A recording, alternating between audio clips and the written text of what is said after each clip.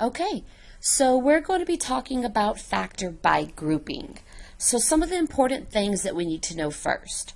Factor by grouping, you will always have 4 terms in your problem, just like we have here. Also, generally we don't factor out the entire polynomial together, so we're not necessarily looking for a greatest common factor amongst all 4 of these terms.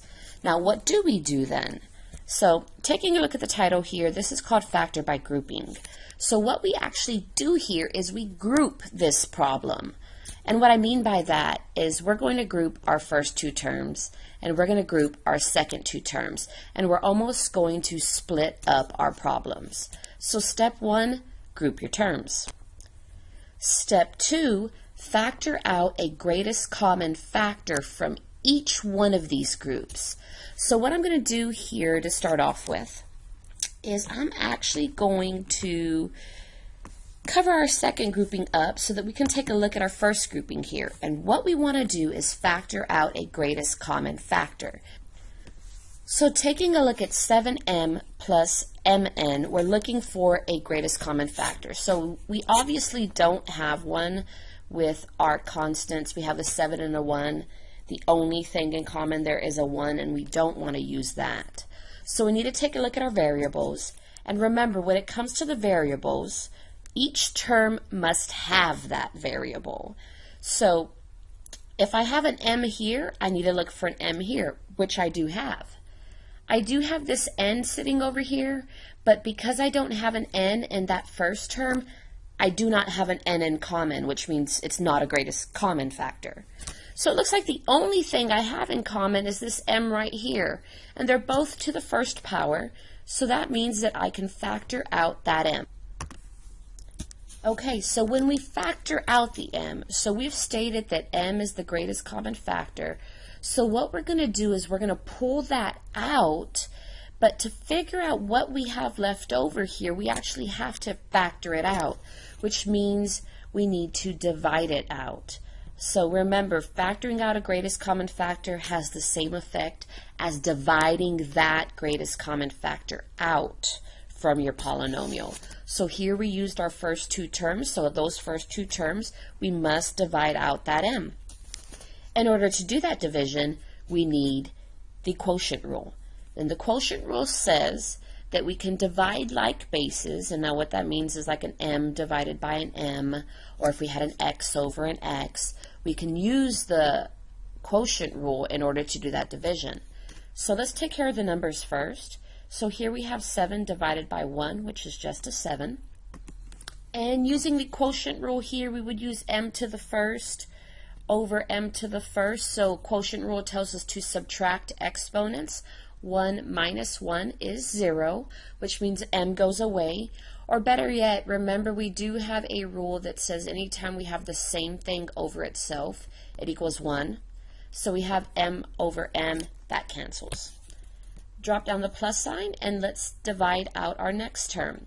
So same thing here, we have m over m, which would cancel out, which means here we just need to drop down that n. Okay, so that means we need to take a look at our second grouping now. So taking a look at this second grouping, we're doing the exact same thing. We're looking for a greatest common factor with these 2 terms now. Alright, so covering up that first part, let's focus on the second part. So we are doing the same exact thing as we did before. We are factoring out a greatest common factor. So taking a look at 21 and then a 3n, so those are the 2 terms that we have here. So the easiest thing to start with here is to actually notice the variables. Here I have an n. I don't have an n over there, so that means I can't have an n in common. So obviously here I'm just going to be looking at the numbers. And if I'm looking at a number, so remember these have to be factors, which means they have to multiply to get these numbers, right? So my greatest common factor is always smaller than my biggest number here. So taking a look at 21 and 3, the only thing 21 and 3 have in common is a 3. Right? My greatest common factor can't be any bigger than my smallest number. Now, 3 goes into 3. 3 also goes into 21, so I can use the 3. and I would be using a positive 3, right? I don't see any negatives here. Remember, we would only pull out a negative if our leading term was negative, and we don't have that here. So let's factor out that positive 3. So remember, when we're factoring it out, we're dividing it out. Okay, so let's go ahead and divide it out. So we're dividing out the 3 since that's what our greatest common factor is. So let's do the division. And our first term, 21 divided by 3, well, that's a 7. Drop down this plus sign. And in our second term over here, now 3 over 3 is a 1. It cancels out. So here we just need to drop down our n. Now, let's take a look at our problem here. All right, we have m times 7 plus n plus 3 times 7 plus n. So we have two terms here. But take a look at these two terms. These two terms are split up into factors, right? We have a multiplication here. M times 7 plus n, 3 times 7 plus n.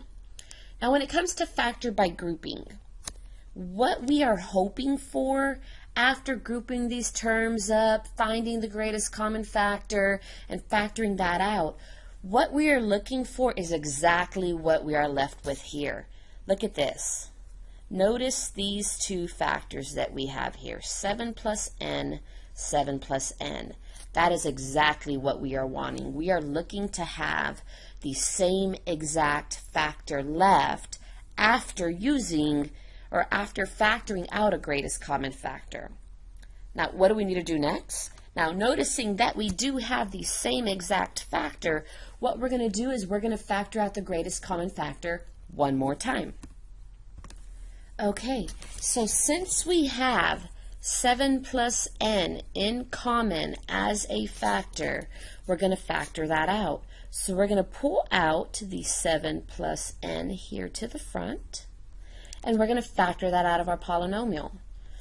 So remember, when it comes to factoring it out, it has the same effect as dividing it out. So we're going to divide it out from our polynomial here. Now go back and remember this rule. Anytime we have the same thing over itself, it cancels out. So take a look over here at our first term. We have m times 7 plus n over 7 plus n. We can cancel those out. And if we cancel those out, we're left with this m here. Plus, taking a look at our second term, we have 7 plus n over 7 plus n, which is going to cancel, leaving us with the 3. So what we have left here is we have 7 plus n times m plus 3 as our solution to this problem.